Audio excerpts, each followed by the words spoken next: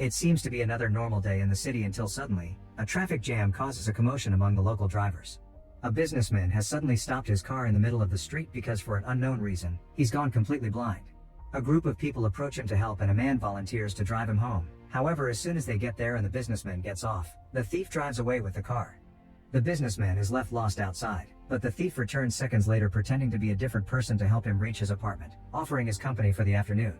This time it doesn't work. The businessman has learned his lesson and kicks the thief out once he's safe at home. A few hours later, the businessman's wife arrives, and as soon as she learns about her husband's blindness, she takes him to see a specialist. Since it's an emergency, the doctor allows them to cut in line and go first. Unfortunately, no matter what machine the doctor uses to check the businessman's eyes, he can't find any signs of damage or illness, which means it must be neurological. The businessman will have to go to a hospital and get some tests done there, although the doctor has never heard of something like this before. After the couple leaves, the doctor receives his other patients, which include a child, a woman with sunglasses, and a man with an eye patch. Meanwhile, the thief is driving the stolen car around town and trying to avoid the cops until he has no choice but to pull over because he has gone blind as well. He ends up going to the police for help, and when an officer takes him to his old home, his ex-wife refuses to let him in. Later in the evening, Sunglasses Woman goes to a hotel, and after asking the bartender for a drink, she joins her client upstairs. Their meeting goes well, but the afterglow is ruined when she suddenly starts freaking out as her vision goes white too. The doctor goes home to have a lovely dinner with his wife, and all goes well until they wake up the next morning and he also finds himself unable to see. They call the hospital to warn them about a possible infection going around, and they're relieved because the child is there too, unable to see as well. Soon cases of sudden blindness begin appearing all over the city, and the government begins taking the first steps to stop it. The doctor's office is closed by the authorities, and the doctor himself is taken away to be quarantined. His wife can't stand the idea of being away from him, so she decides to lie and pretend she's blind too in order to be quarantined with him. The couple is taken to a derelict asylum, which is completely empty, and not even other doctors will be staying there with them.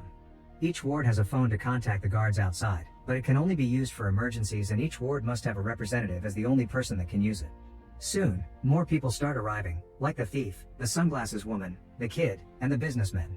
The doctor and his wife agree to keep her sight a secret, and by pretending she explored and memorized the place when they arrived, the doctor's wife becomes a guide for everyone when they need help with things like going to the bathroom. During their first trip out of the room, the thief walks behind Sunglasses Woman and gets a little too handsy, which makes her respond by kicking him in the leg. Her heel causes a serious wound that the doctor and his wife end up bandaging with a shirt, because there's no first aid kit around. Later, the doctor's wife can't sleep, thinking about a possible infection of the thief's leg and afraid she may wake up blind too. The doctor tries to get frisky with her, but she prefers to take a walk to deal with her worries. The next morning, more people arrive, and the businessman gets to reunite with his wife while the kid laments that his mother hasn't shown up yet. The doctor and his wife try to talk to the guards and ask for help for the thief's leg, but the guards don't cooperate. They just point their weapons at them and make them return to their room under threat. Sometime later, they receive their first box of food, which is as bad as a school or prison cafeteria. There's also not enough of it. The doctor's wife tries using the emergency phone to ask for more food and a first aid kit, but nobody picks up her call except for an answering machine where she leaves plenty of messages. Weeks start to pass, and each day, more and more infected people are sent to the asylum. The doctor's wife ties a cloth line between wards as a guide, and the doctor's chosen as representative of Ward 1, but keeping order soon becomes impossible. Since everyone is blind, they soon stop caring about tidiness, and people begin wandering around without clothes and relieving themselves in the middle of the hallway. The businessman tries to keep his mood up by chatting with his wife about their young days, but his wife can't stand to even think about happier times. One afternoon, the doctor's wife hears a noise and discovers Eye Patch Man has a radio with him that he has been listening to in private. She convinces him to share the news with everyone, since they're all desperate to know what's happening outside. Eye Patch Man explains that there aren't many stations left, but he got the general gist of it. The first 24 hours there were hundreds of cases, which the government simply solved by sending the blind people to the asylum and asking everyone else to stay home. Then, the general public had to watch how specialists around the world got together to have conferences where they used lots of words to just say they didn't know what was going on. Soon even the specialists got infected and the sickness began appearing overseas. People got tired of waiting at home and tried to go outside, but soldiers were on watch and arrested anyone breaking the rules. The city became chaos, especially because car crashes kept happening and even planes began to fall as well. Citizens began getting scared and decided to stay home after all. So now the city is a desert and the government is doing nothing about it because they're blind as well. Days later, a huge group of infected people is brought to the asylum, and the soldiers show how vicious they've become by shooting a man for simply getting off the line by accident. The sound of the gunshot triggers people's panic and everyone rushes inside by pushing each other without a care and even breaking the doors. The worst part is, the soldiers don't even come to pick up the body. Hoping they can bury it themselves, the doctor's wife requests a shovel, which the soldiers throw in the middle of the yard without moving from their towers. Since the doctor's wife is still pretending to be blind, she asks for directions, and the soldiers mess around with her until she finds the shovel and gives them the finger. Meanwhile, the doctor is trying to communicate with the representatives of the other wards to coordinate the burials, since 2 more people have gotten shot. He also wants to discuss the fact one of the wards is taking more food than their fair share. The bartender gets tired of hearing the doctor act as a leader and declares himself king of Ward 3, his first order being that his ward can eat all they want before they even consider helping with the bodies. Later, the doctor's wife goes to check on the thief, who has a fever because his legs got a serious infection. She tries to stay supportive, but the thief suddenly threatens her as he reveals he knows she isn't blind, causing the wife to rush back to her husband and finally have a breakdown.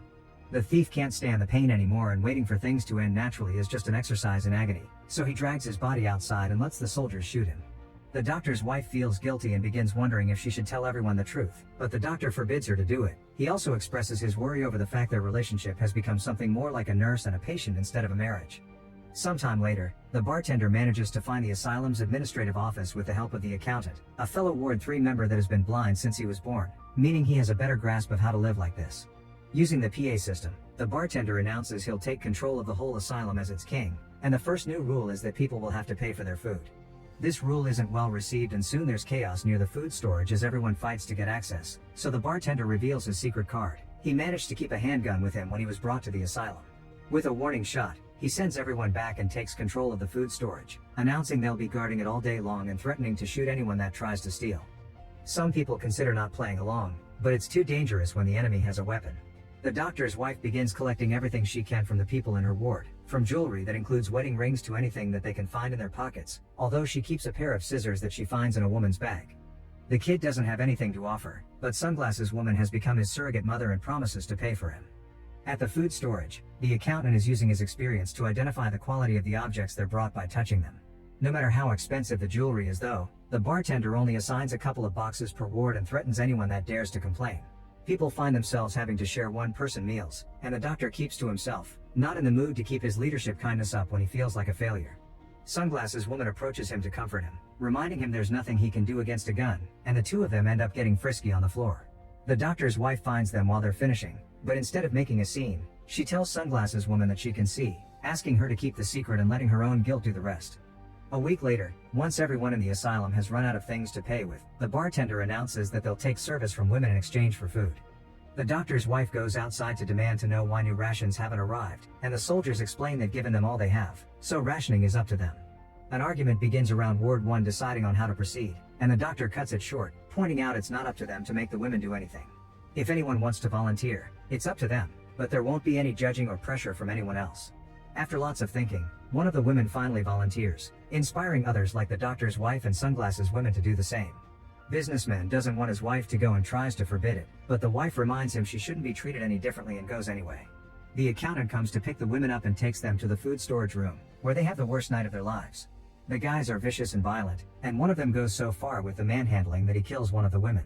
In the morning, the doctor's wife asks for someone else to go and pick up the food because the women have come back with the body in their hands, ready to clean her up and give her the goodbye she deserves. Later that day, the accountant checks a different ward for more volunteers, and he even has the nerve to come to Ward 1 to congratulate them on a job well done, even if one of them didn't move much. It seems they don't know one of the women had been dead and they used her anyway, so the doctor's wife informs him of this, leaving him speechless. All this taunting finally makes the doctor's wife snap and takes the scissors with her to the storage room, where everyone is distracted by the women from Ward 2. Without hesitation, she kills the bartender with the scissors before dragging the girls with her while the accountant realizes what has happened and retrieves the gun, but none of his shots land. On her way out, the doctor's wife makes an announcement of her own. If they don't release the food, more men will die. Now it's her who will be collecting. The doctor worries this will start a war, and he's right. Ward 3 barricades the area and still doesn't release the food. Ward 1 gets ready to fight and recover what is theirs, but before they can do anything, one of the women decides to take revenge. It turns out she's kept a lighter hidden in her pocket all this time, and she uses it to sneak into Ward 3 and start a fire. The flames are quick to spread, killing many men, and before panic can take over, the doctor's wife guides them out of the building. Surprisingly, nobody gets shot because the guards aren't even in their towers anymore.